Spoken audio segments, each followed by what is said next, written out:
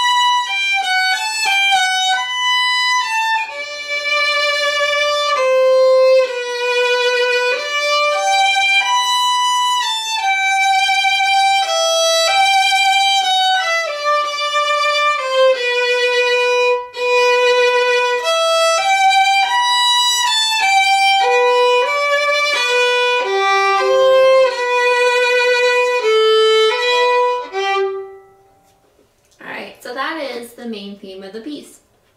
Now, one thing that we really need to focus on is in the beginning, the intonation when we play the octaves. So if you listen to the first section of the piece, what we're doing is we're starting out on B. Then we have a couple of notes and we end up on B an octave or 8 notes higher. Then we play some more notes in between there and we wind up on B an octave or 8 notes lower. So remember, an octave is simply the same note 8 notes higher or 8 notes lower. So what happens a lot with people when they learn this piece is the fact that they get so caught up in all the little notes in between that they forget that they're working on playing the octaves. And so then the B's sound out of tune. So let me play this for you, the main theme, so you can kind of hear what I'm talking about, and then I'll kind of show you. Okay, so here is the first set of B notes. There's your first B. Now, remember, we're moving to the other B. This one. Now we're going to move back down to the other B.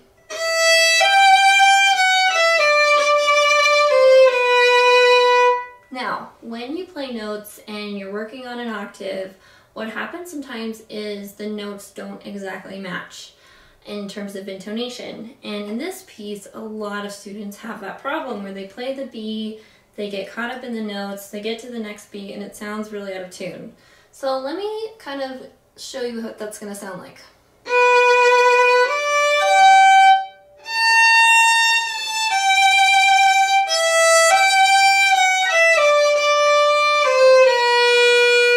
You hear how it sounds really out of tune and whiny and just kind of terrible? So that's what happens with a lot of students. So that is our first priority, is to really work on the intonation of all the B's, make sure they match, and then what we're going to do is slowly add in the other notes. So what I would recommend doing is pulling out your chromatic tuner. Or if you don't have a chromatic tuner, you can install a free chromatic tuner app on your cell phone so that you can perfectly check to make sure that each of the B's are in tune, and they're in tune with each other, because that's really important. If one B is a little bit flat and one B is perfectly in tune, it's going to make all the other B's sound terrible and the piece as a whole not sound very good. So let's practice that. We're going to play B, and then we're going to play the B, the fourth finger on the E string, the octave higher, and then we're going to go back to the B, and we're going to check it with our tuners. So play the B, then check the fourth finger B, then go back to the B. So let's practice just playing those three.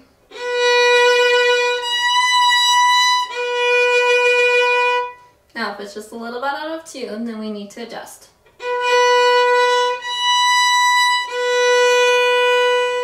Much better, right? Can you hear the difference? Okay, so spend some good quality time working on B, B, and B. It's not wasted. Okay, now what we're going to do is we're going to slowly add in a few notes at a time in order to practice the notes in between, but still focusing on the Bs. So we're going to play the B, and then we're going to play the next two leading notes in, and that's it, and then B, and then B again. So we're going to play B, and then the two notes, which is D and G. Then we're going to play the B, the octave higher. Now you see there's a whole section of notes before you get to the next B. We're going to skip all those. What this is going to do is just practice on the most fundamental and important part, which is B, getting to the B an octave higher, and getting those three notes in between. Okay, so let's try it. B, D, and G. Don't forget, it's a low second finger, so second finger is right next to our first finger, and then B again. Let's practice that again. Now, pull out your chromatic tuner and check and make sure that they're all in tune. The B, the D, the G natural, and the B again.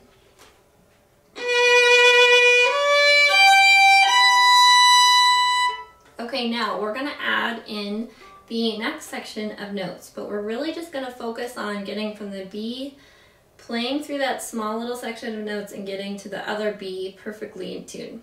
So let's start up at the fourth finger B.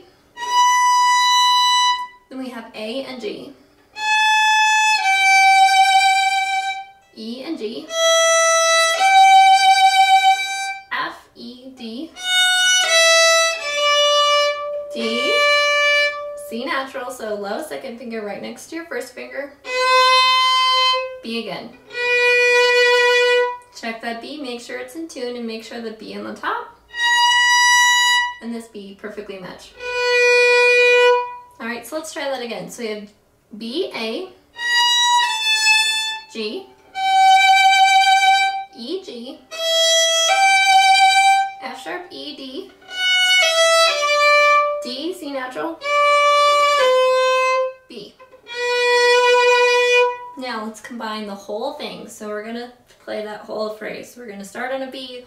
We're going to focus on those three notes and getting right to that next B perfectly in tune. Then playing that huge section of notes and getting back to the B perfectly in tune again. Let's try it.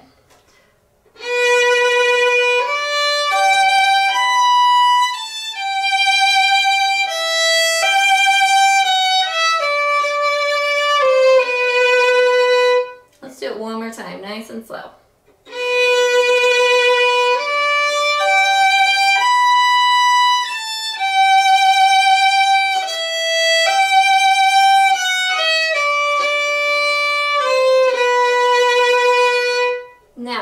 Let's use our chromatic tuner again. We're going to play the B. We're going to play the notes. When we get to the B at the top, we're going to stop and we're going to check and make sure that it's perfectly in tune using our chromatic tuner. And then we're going to keep playing on to the next B, and then we're going to stop and we're going to check and make sure it's in tune. So let's try that. Make sure it's in tune before you start. Alright, so B. Check. Is it in tune? If not, go ahead and adjust it and fix it. Alright, then going on.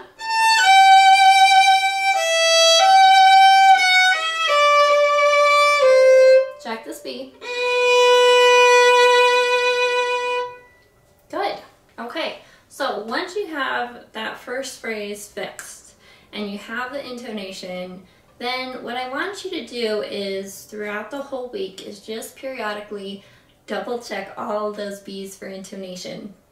This is so crucial if you watch any of the YouTube videos of students who are trying to play this and they're not professional violinists, one of the things that you're automatically going to notice and hear is how out of tune most of the students play this beginning phrase. And I think it just ruins the whole piece because the piano part actually leads in with the same phrase, and then you come in and play your part, and if it's not perfectly in tune, it's just not going to sound very good. Okay, so now we're going to practice the next phrase. We're going to play through this one, and then when we start the next phrase, it's very similar notes, but the concept is the same. We're going to try and go from B to B, and unfortunately it doesn't go back to B again. So we just really need to pay attention to that.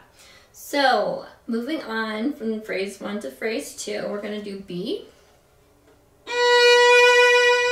And then we're going to practice B again. And unfortunately, we're not going to end on B, we're going to end on D. So let's go ahead and play B.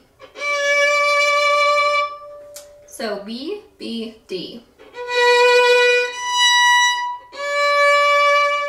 All right, now let's add the next two notes. So we're going to do B, and instead of playing the D and the G, we're going to play E, D.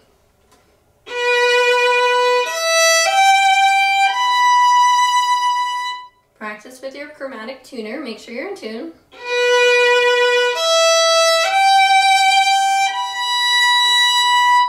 All right, so then moving on, we have B, A, G, E.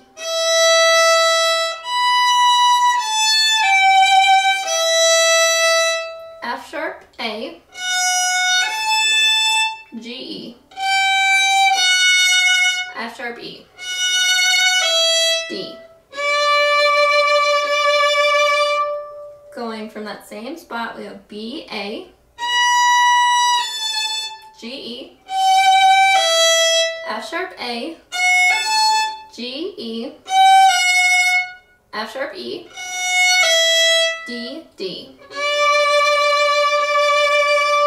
All right, let's try it from the beginning all the way to this phrase.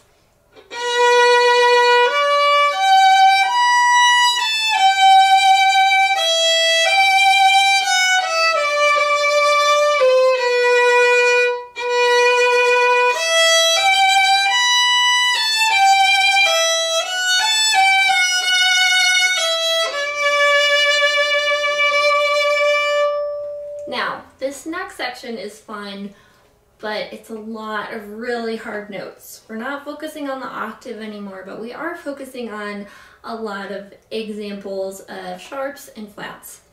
Now, what we really need to pay attention to is where our fingers go in this section. We are doing what we call modulating. So it's where we change key signatures for a very short section in the piece, and then we go back to our original key signature. So we change key signatures only by adding accidentals and sharps. It's not actually the key signature, that's why they call it modulating. So we're going to start with a fourth finger E, and then we have A, B, C sharp, E, and this is just normal in the normal key signature. So for this section, make sure that you're playing a low second finger on the A string. So E, A, B, C, E. Let's try that again. E, A, B, C, E.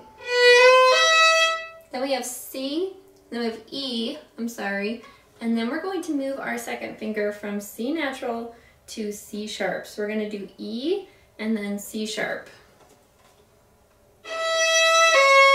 D, D. So let's try those two measures. Now remember, the first measure, we're going to have a low second finger. The second measure, we're going to have a high second finger.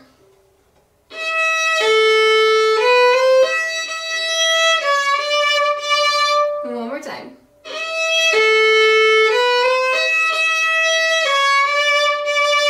Now we're going to change again. We're going to play E flat. So what we're going to do is take our fourth finger, instead of playing it up here, we're going to put it right next to our third finger for a low fourth finger. So we have E flat G. So let's play that. And then let's play all three measures up to the E flat and the G.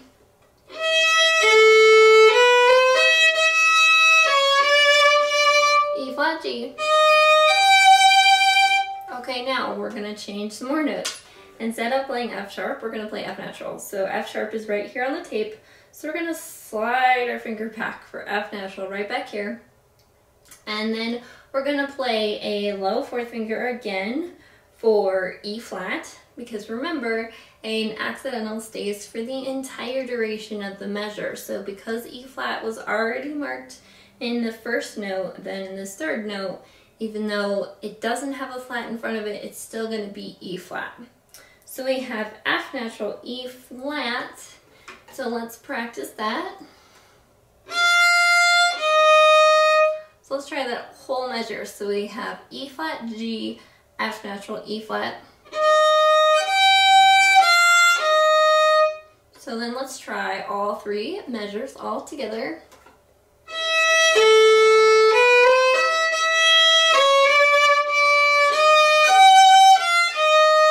Okay, hang in there, we're almost done. We have B flat now. So instead of playing B natural, which is right here on the tape, we're gonna slide our first finger back for B flat, and then we're gonna bring our finger up for C natural. Now be careful. When we play B flat, a lot of times our second finger has a tendency to want to follow the first finger and not stay in its original spot.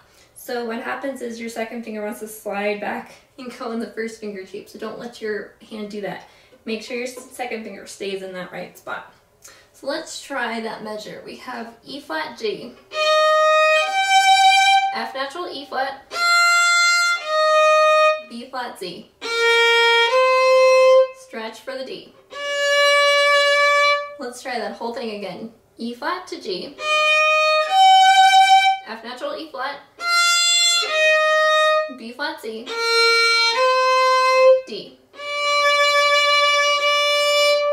Now let's try and play this whole section. So remember, we start with E natural, a regular fourth finger, and then we are going to move back into E flat.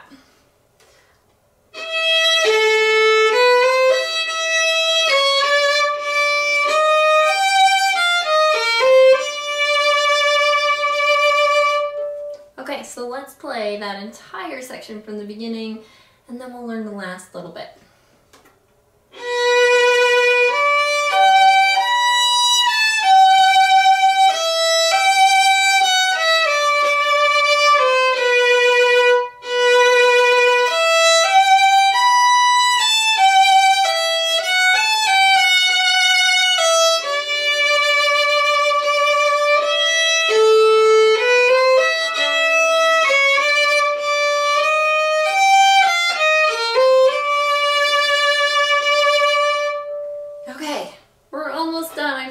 You just a little bit more.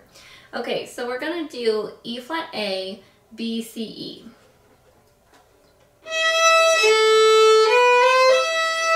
Just like we did before. So let's practice it slowly. You have E, A,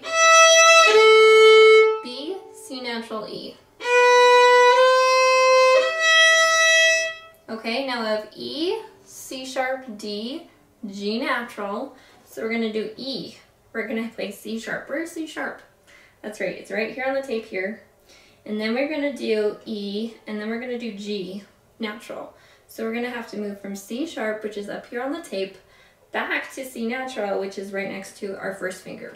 Okay, so let's try that. E, C sharp, D, G, B, G. Let's try that again.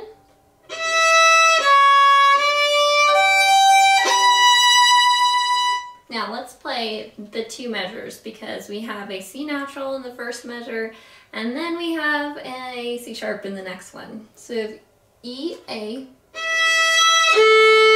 B, C, E, E, C sharp, D, G, B, G. Okay, let's try a little bit faster with the slurs.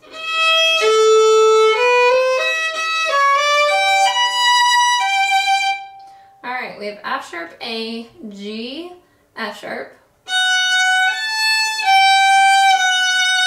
B, A. Let's try that again.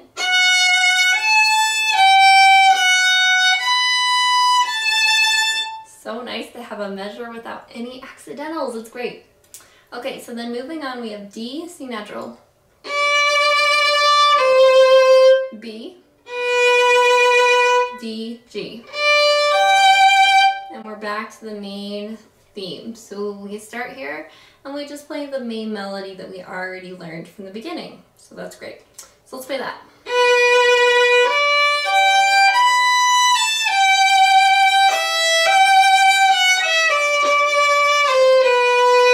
And going on.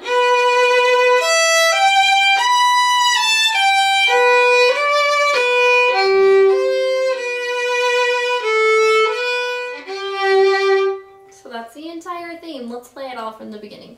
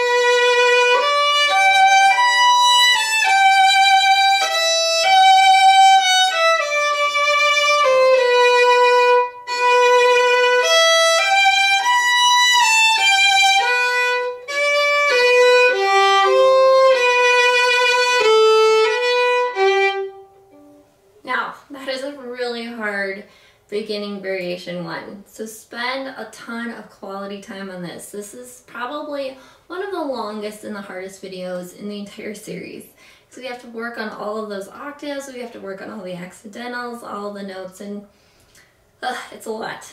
So you did good, you stuck with us. It sounds really good, so keep up all the hard work. Then the next step is to add a bunch of expression. If you can do vibrato, you know, some students by this point are learning vibrato, some students aren't. But if you can do vibrato, add a lot of vibrato, concentrate on all of the beautiful notes, making everything smooth and expressive. Thank you so much for watching. Next time we're gonna work on part 2, and it's gonna be completely different and really fun.